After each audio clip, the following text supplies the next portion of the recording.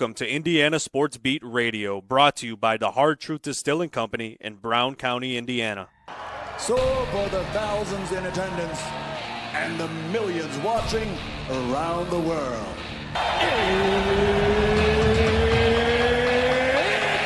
time! 3 on the way. Oh! It went in! It went in! And Indiana wins the ball game! Know your role and shut your mouth, you jabroni! Float game for the win! Ayler's gone. Goodbye. Touchdown, Indy. Woo! IU! America! They got a football team now! Pretty simple. I win. Google me. You know that I'm the cream of the crop. Now, from the Hard Truth Studios, here's Jim Coyle. Hello, sports fans. Welcome to another edition of Indiana Sports Beat Radio coming to you on this Tuesday. Glad to have you with us. As always, I hope your week has started off well, and if not, we'll get it headed in the right direction, hopefully. Great program on the docket today, packed as a matter of fact. Mike DeCourcy will join us early as always, and Evan Miyakawa will join with in our second segment with Mike. And we'll talk about some new metrics that Evan is working on and believes that would be a better fit for the current NCAA men's tournament pre-package, I guess, to see who goes where. And plenty more to get to in addition to that. Obviously, a lot to talk about. Lots of comments already up on the Andy Moore Honda hotline. And plenty, we'll talk about that. Lots of names being thrown around for the Indiana coach's position. There's that to talk about. But, I keep asking people, have you looked into the viability of any of the people that you're throwing out there? And I don't, a lot of names get thrown out without doing any research. And we'll talk about that a little bit, because I went through and tried to do as much research as possible yesterday. If you go to thehoosier.com, you will find a list of names that have been thrown out there. Good morning, Cheryl Sizemore. And we'll go through those and see who is just basically eliminated from contention. So Tyrone pointing out Jeffersonville versus New Albany tonight down in southern Indiana. One of the oldest, if not the oldest, basketball rivalry in the state. I think it's been played more times than any other. They played a lot. I know that. Sharon Wilkerson taking his Jeff Red Devils as they're trying to get ready for the state tournament a little bit later. So good luck to Sharon. Although he's not playing my Highlanders. It's New Albany. So good. We'll try to hit up on the, Brian pointing out that there was an article about Buzz Williams. Well, this is exactly what I'm talking about. An entire article was written about how Indiana should go after Buzz Williams. All right. Well, let me give you a little information real quick about Buzz Williams. Not that he's a bad guy, bad coach. He's good both ways. He's a good guy, good coach, very successful. A guy that you probably would like to have on your staff. He's at Texas A&M right now. He's 52, so he's young enough. Fits right in there. His current salary, $4.5 million. Man, not a big deal. He's shown a remarkable ability to turn around struggling programs, having led Virginia Tech and now Texas A&M to the NCAA tournament. He built teams with a tough defensive-minded approach. Indiana offers a huge opportunity for Williams to coach at a high-profile program, providing the resources and platform for success that he probably hasn't had before. However, his teams have sometimes struggled offensively, and his average conference finish is around 6th. It's also unclear if his coaching style would translate to the heightened expectations at Indiana. But it doesn't matter at the end of the day, because I look at the buyout. His buyout is between $12 and $16 million. To me, that's a no-go. Indiana is not going to pay a $16 million buyout for someone. I just don't see that. So, to me, he's eliminated. Maybe I'm nuts. Maybe I'm being too simplistic. And Brian wants to know, give us my take on why Beard isn't a viable choice. Well, that's pretty easy. I mean, come on, people.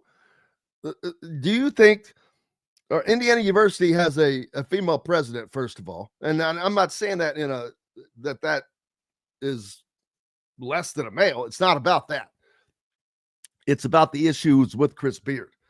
Chris Beard has a domestic violence issue in his past. I don't want to hear the crap about the charges were dropped and blah, blah, blah, blah, blah. I'm not for or against him. Get that straight. I think he would be a great get. I think he's a hell of a coach. I think he does a hell of a job. I think he wins, and I think he would win at Indiana instantaneously. I'm not saying he's a bad choice.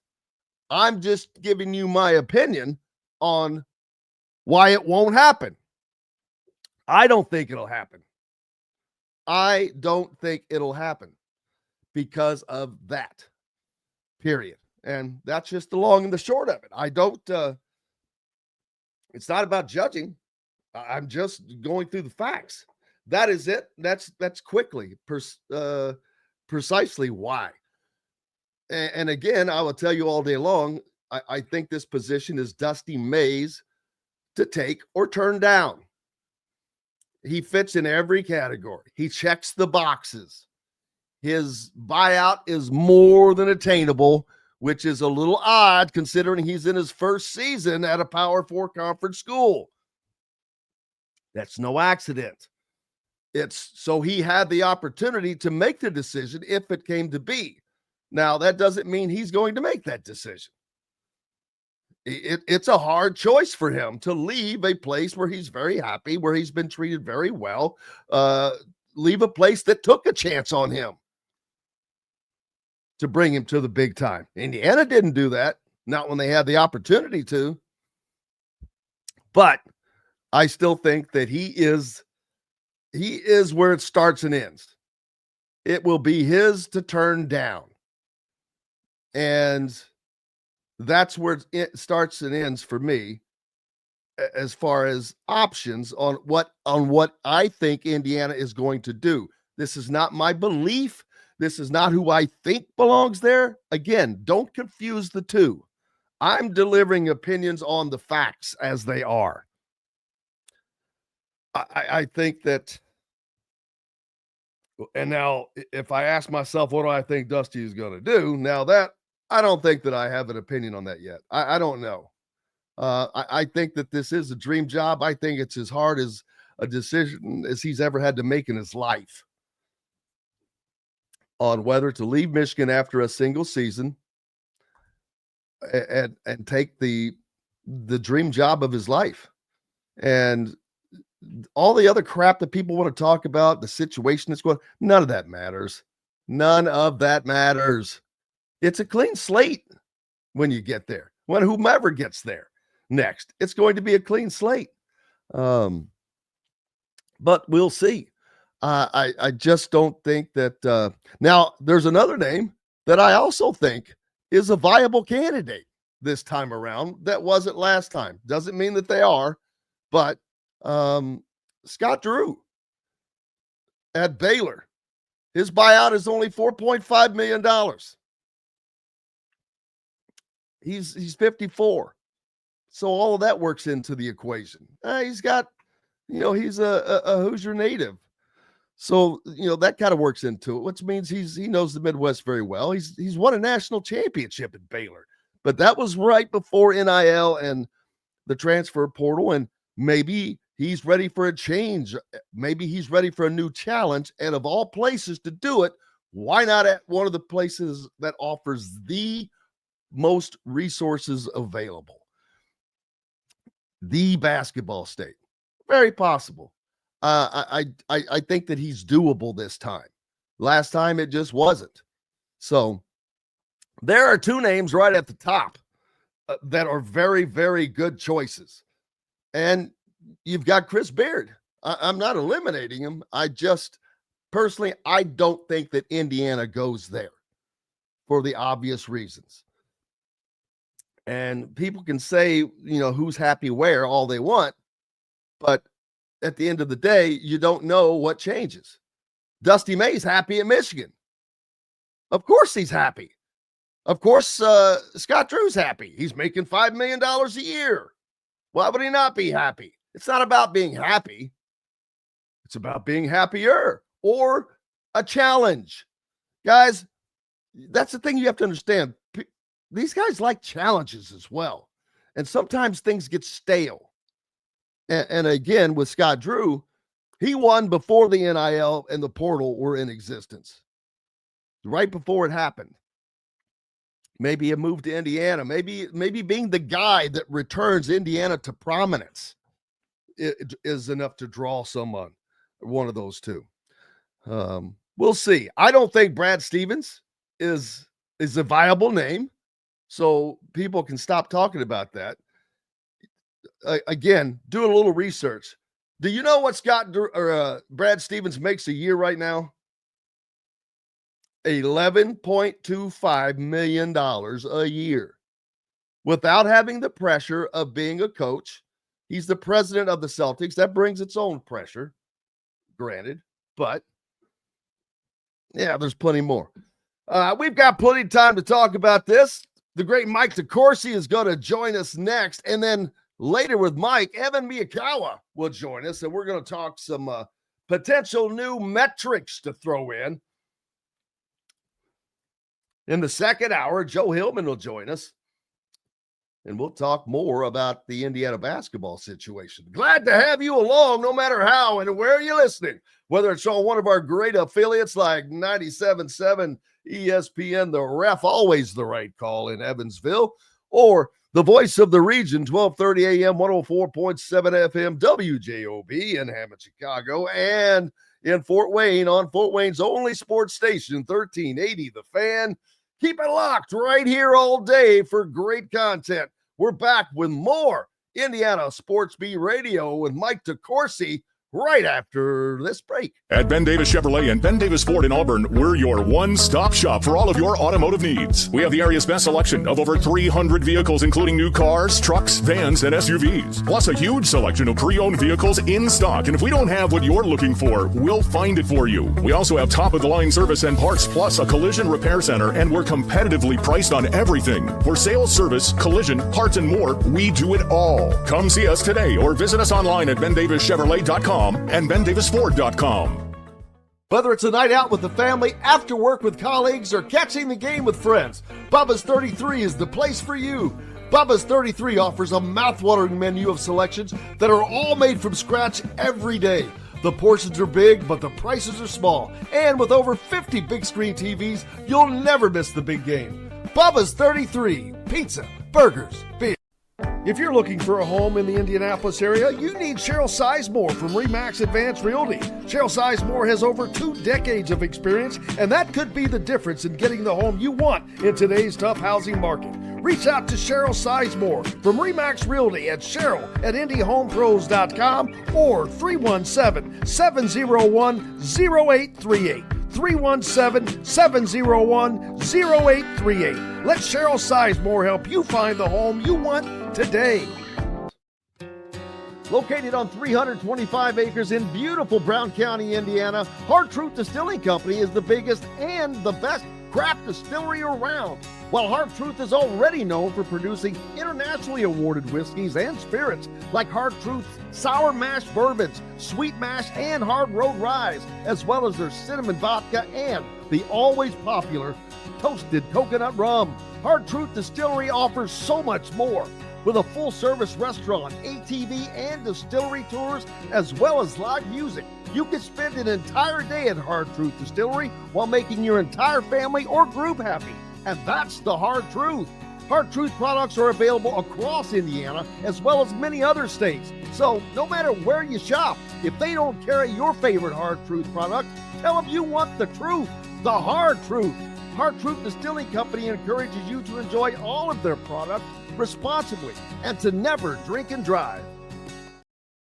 Welcome back to the Hard Truth Distilling Company studios on this Tuesday. Grateful to have our good friend Mike DeCourcy from the Sporting News, Big Ten Network, and Fox as well. Mike, how are you, sir? Good morning, Jim. How are you?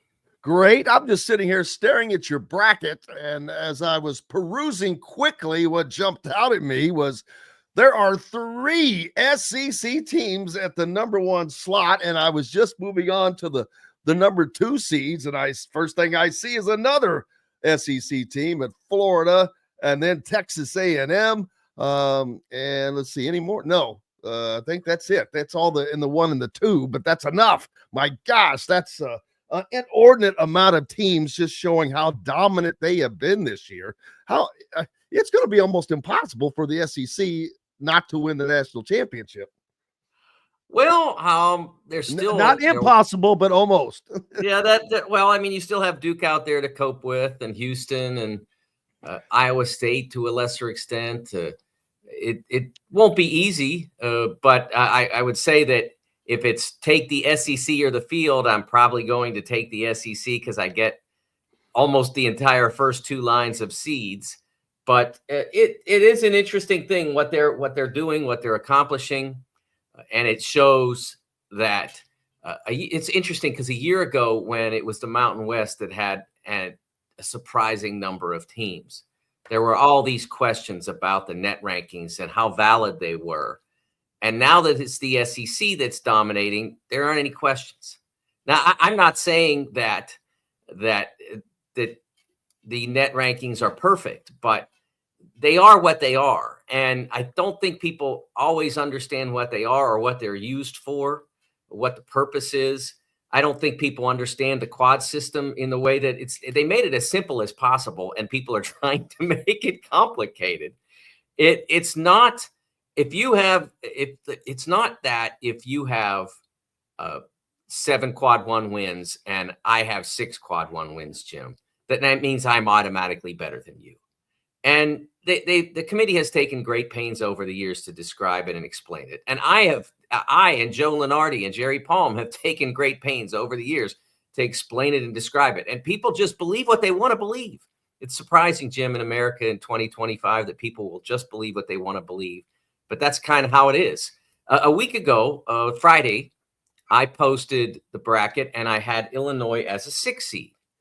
And I had an Illinois fan say, "Good morning, Fred." I said, "How?"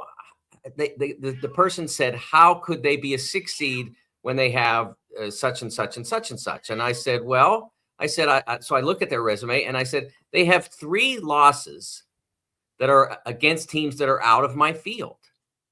And you have to remember that I'm viewing my bracket as the committee would view the actual bracket. And if the committee looked at the bracket and saw that Illinois had 3 losses against teams that were not in their field, that would be a ding. That would be something that would be used against them. And the person on the internet was trying to tell me that's not a thing. And I'm like, I've been doing this. Is my 6th year doing this. It's like I didn't just fall off a truck.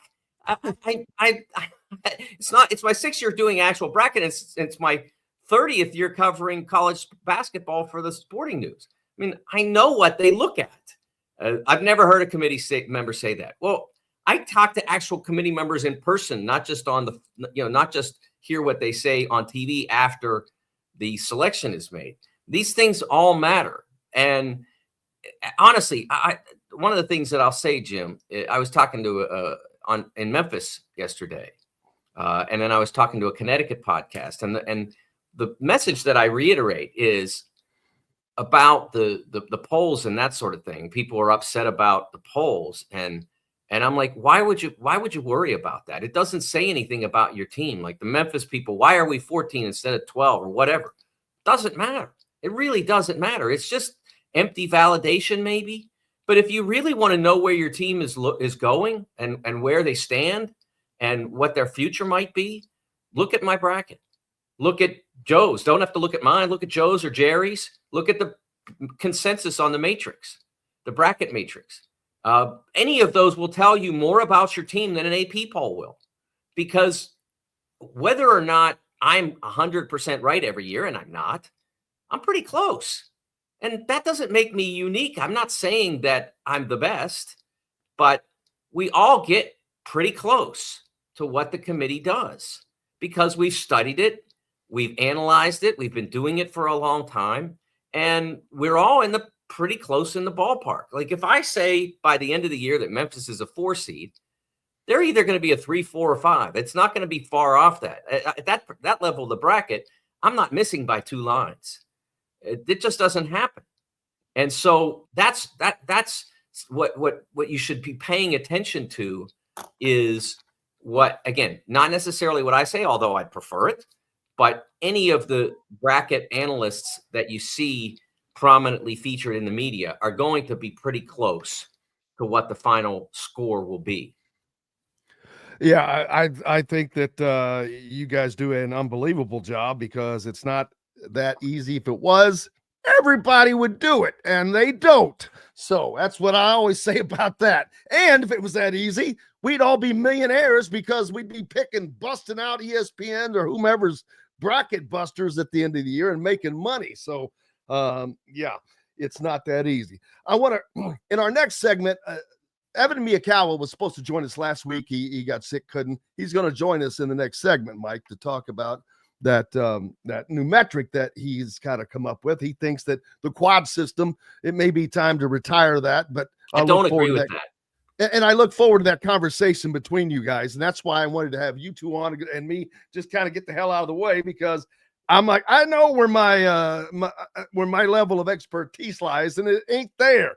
But right now, Indiana looking for a head basketball coach, Mike. That decision came down last week, and although it didn't come as smoothly as people probably have liked, what else would you have expected? But it doesn't matter. But now we move on to the possibilities, and there's all these names out there. And the first thing I'm telling people is stop before you just throw names out willy-nilly, which they are doing. I've seen there was an article yesterday about Buzz Williams, and I'm like, okay, just do a little research, and it doesn't take you very long to find out that Buzz Williams has a buyout of between $12 and $16 million.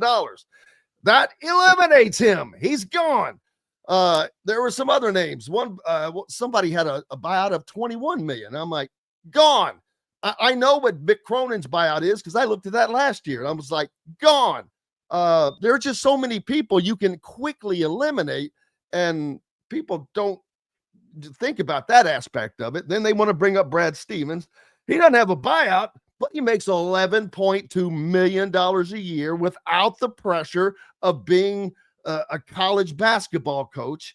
And not that there's not pressure being the president of one of the most storied franchises in all of pro sports. There is, but it's a different kind of pressure. It's a manageable pressure, and he ain't doing it. I just don't see that happening. Now, there are very likely scenarios. Dusty May, of course, is without question to me where it starts and ends. It's his to turn down because he does have a very doable buyout currently at $5 million. And it is a dream job of his. Does not mean it's a dream for him right now, because this will be the hardest decision he's ever made in his life, having to leave Michigan after one season to go to the dream job back home. Whether he does or not, I don't know. But I do know, or I do think highly, is my opinion, he is the top choice for Indiana. It's not my top choice, it's Indiana, and that's all that matters. And so that's how I see that. I was just wondering what your thoughts on that one is before we go further. Well, Jim, I